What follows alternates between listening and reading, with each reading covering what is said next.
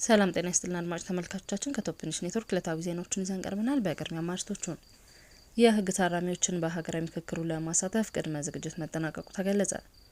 መንግስት በውጭ ምንዛሪ አሻጥር የጠረጠራቸውን 112 ሰዎች ሲይዝ ከ500 በላይ አካውንቶችን አግዷል። በሳውዲ አረቢያ በተለያዩ እስር ቤትና ማቆያ ማዕከላት የነበሩ ከ17000 በላይ ዜጎች መስከረም ወር ጀምሮ ወደ ሀገራቸው መመለሳቸውን ሚኒስቴሩ አስታውቋል። በአርሲ ዞን የተፈጸመው ጥቃት ሃይማኖትና ዘርን ሳይለይ የተፈጸመ ነው ሲል የኢትዮጵያ ሃይማኖት ተቋማት ጉባኤ አሳወቀ። ግብጽ በጅቡቲ አዲስ ወደብና የሎጂስቲክስ ማዕከላትን ልትገነባ ነው። የኢትዮጵያ ሀገራዊ ምክክር ኮሚሽን በማረሚያ ቤቶች ውስጥ በህግ ጥላ ስር የሚገኙ ዜጎች ለኮሚሽኑ አጀንዳቸውን እንዲያስረክቡ ለማድረግ የሚያስችለውን ቅድመ ዝግጅት አጠናቅቄያለሁ ብሏል። ኮሚሽኑ የአጀንዳ ማሰባሰብ ስራውን የሚያከናውነው አስቀድሞ ያወጣውን መስፈርት በሚያሟሉ የተመረጡ የክልልና የፌዴራል ማረሚያ ቤቶች እንደሆነም ተነግሯል። የኮሚሽኑ ቃል አቀባይ አቶ ጥበቡ ታደሰ በማረሚያ ቤት ውስጥ ያሉ ዜጎች በምክክሩ ለማሳተፍ በትኩረትና በጥንቃቄ እየተሰራ ነው፣ በአጭር ጊዜ ውስጥም ወደ ትግበራ ይገባል ሲሉ ተናግረዋል። ምክክር ኮሚሽኑ የህግ ታራሚዎችን በምክክር ሂደቱ ማሳተፉ የራሱ ጠቀሜታ እንዳለው አውቆ ሀሳቡን እውን ለማድረግ ከፌዴራል ማረሚያ ቤት ከፍትህ ሚኒስቴር ከፍተኛ ኃላፊዎች ጋር ተወያይቷል። ሌሎችም የቅድመ ዝግጅት ስራዎችን አጠናቋል ሲሉ ተናግረዋል። ኮሚሽኑ በህግ የተጣለባቸውን ፍርድ በመፈጸም ላይ የሚገኙ ታራሚዎች አጀንዳቸውን እንዲያስረክቡና የምክክር ሂደቱ አካል እንዲሆኑ ለማስቻል ከፌዴራል ማረሚያ ቤት በተጨማሪ በሁሉም ክልሎች ከሚገኙ የማረሚያ ቤት ኃላፊዎች ጋር እየተሰራ ነው ተብሏል። ኮሚሽኑ ከታራሚዎች ጋር ለሚካሄደው የአጀንዳ ማሰባሰብ ስራ በቅርብ ጊዜ አከናውናለሁ ከማለት በስተቀር የሚካሄድበትን ትክክለኛና እንዲሁም የትኞቹ ማረሚያ ቤቶች ለአጀንዳ ማሰባሰቡ እንደተመረጡ አልተገለጸም። በህገ ወጥ የውጭ ምንዛሬ አሻጥር ሲፈጽሙ ነበር የተባሉ በርካታ ተጠርጣሪዎች በቁጥጥር ስር መዋላቸውና ከፍተኛ ቁጥር ያላቸው የባንክ አካውንቶች መታገዳቸውን የመንግስት የጸጥታና ደህንነት አካላት አስታወቁ። የብሔራዊ መረጃና ደህንነት አገልግሎት፣ የፋይናንስ ደህንነት አገልግሎት፣ የኢትዮጵያ ፌዴራል ፖሊስና የክልል የጸጥታ ተቋማት በወሰዱት እርምጃ በህገ ወጥ የገንዘብ ዝውውር ላይ ተሳትፈዋል ተብሎ የተጠረጠሩ ግለሰቦችና አካውንቶች ናቸው ለእስርና ለእግድ የበቁት። የጸጥታ ተቋማቱ በወሰዱት እርምጃ 112 የተለያዩ ሀገራት ዜጎች እና ኢትዮጵያውያን በወንጀል ጠርጥረው የተያዙ መሆናቸውና ከዚሁም ጋር በተያያዘ 519 የባንክ አካውንቶች መታገዳቸውን የብሔራዊ መረጃና ደህንነት አገልግሎት አስታውቋል። በቁጥጥር ስር የዋሉት ተጠርጣሪዎች የመንግስትን የማክሮ ኢኮኖሚ ማሻሻያ በመጻረር በተደራጀ መንገድ በሚፈጸም ህገወጥ የምንዛሬ አሻጥር ላይ ተሰማርተው እንደነበር ተናግሯል። ተጠርጣሪዎቹ ህገወጥ የሐዋላ ስራ፣ የገንዘብ ዝውውር፣ የውጭ ምንዛሬ ስወራ፣ የግብር ስወራ፣ ህገወጥ ገንዘብን ህጋዊ ማስመሰልና በሌሎች ወንጀሎች በሀገሪቱ ኢኮኖሚ ላይ ከፍተኛ ጉዳት ሲያስከትሉ እንዲሁም አሸባሪዎችና የታጠቁ ቡድኖችን ሲደግፉ ነበር የሚል የአገልግሎቱ መግለጫ እንደሆነ አስታውቋል። በቁጥጥር ስር የዋሉት ግለሰቦች በህገወጥ ዓለም አቀፍ የገንዘብ አስተላላፊ ድርጅቶች፣ ህገወጥ የውጭ ምንዛሪ ማስተላለፊያ መተግበሪያዎች፣ የክሪፕቶ ከረንሲ መተግበሪያዎችን፣ ህገወጥ የሐዋላ አዘዋዋሪዎችና ደላሎች መሆናቸው ተገልጿል።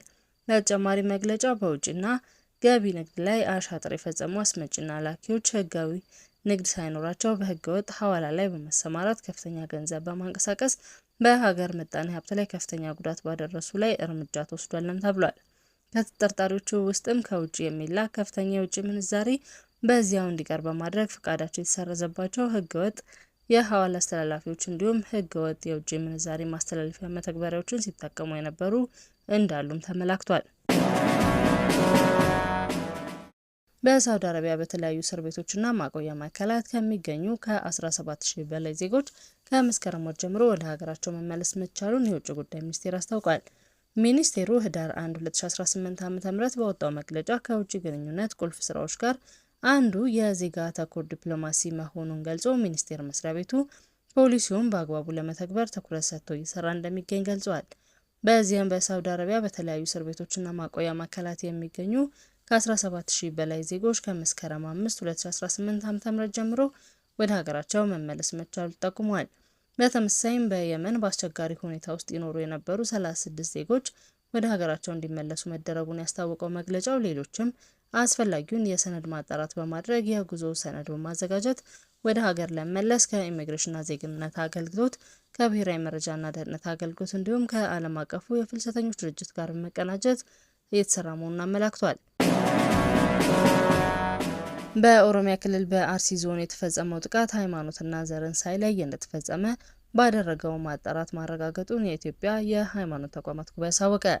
የኢትዮጵያ የሃይማኖት ተቋማት ጉባኤ በኦሮሚያ ክልል አርሲ ዞን በጉና፣ በመርቲ፣ በሸርካና ሆሎንቆዋቢ ወረዳዎች የተፈጠረውን ችግር እንዲያጣራ ጉዳዩን ከሚመለከታቸው ባለድርሻ አካላት ጋር የተውጣጡ ተወካዮችን ያካተተ አንድ ግብረ ኃይል አቋቁሞ ችግር ወደ ተከሰተባቸው ወረዳዎች ጥቅምት 25 2018 ዓ.ም ማሰማራቱን አስታውቋል።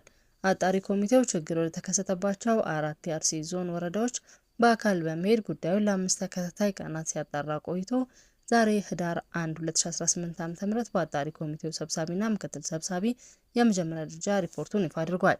በዚህም አጣሪ ኮሚቴው በጉና፣ በመርቲ፣ በሸርካና ሆሎንቆቢ ወረዳዎች የሰዎች መገደል፣ መታገትና የንብረት መውደም መከሰቱን ከአካባቢው ማህበረሰብና ጉዳት ከደረሰባቸው ወገኖች መረጃ ማግኘቱን ገልጿል።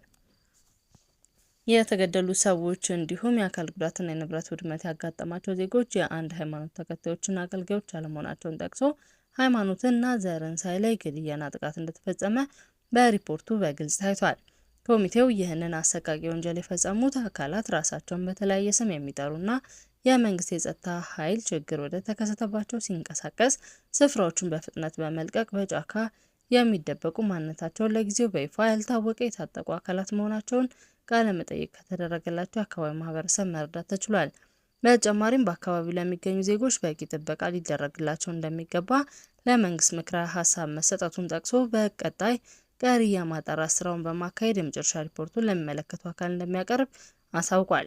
ቀደም ሲል በኦሮሚያ ክልል በምስራቅ አርሲ ዞን ጥቅምት ወር ብቻ ከ25 በላይ የሚሆኑ ሰላማዊ ሰዎች መገደላቸውን የኢትዮጵያ ኦርቶዶክስ ተዋሕዶ ቤተ ክርስቲያን የሕዝብ ግንኙነት መምሪያ ማስታወቁን መዘገቡ ይታወሳል። ግብጽ በጅቡቲ አዲስ ወደብና የሎጂስቲክስ ማዕከል ልትገነባ ነው። ለኢትዮጵያ ዓለም አቀፍ ንግድ መተላለፊያ በሆነችው ጅቡቲ ውስጥ ግብጽ ትልቅ የኢንቨስትመንት እንቅስቃሴ ልታደርግ መሆኑን አስታውቃለች። ይህም ግብጽ አዲስ የወደብና የሎጂስቲክስ መገልገያ ለመገንባት በሚያስችላት የትብብር ስምምነት ላይ ለመዳረስ ተቃርባለች። በግብጽ ምክትል ጠቅላይ ሚኒስትር የሚመራው ከፍተኛ የልዑካን ቡድን በቅርቡ ወደ ጅቡቲ በሚያደርገው ይፋዊ ጉብኝት ወቅት ስምምነቱ ይጠናቀቃል ተብሎ እንደሚጠበቅ ተዘግቧል። የትብብሩ መሰረት የተጣለው በህዳር 2025 በግብጽ ልዑክና በጅቡቲ ወደቦችና ነጻ ቀጠና ባለስልጣን ሊቀመንበር አቡበከር ኦማር ሃዲ መካከል በተደረገው ስብሰባ ነው። አድማጭ ተመልካቾቻችን ከቶፕ ኒውስ ኔትወርክ ለዕለቱ ያዝናቸው ዜናዎች እነዚህ ነበሩ። መልካም ቆይታ።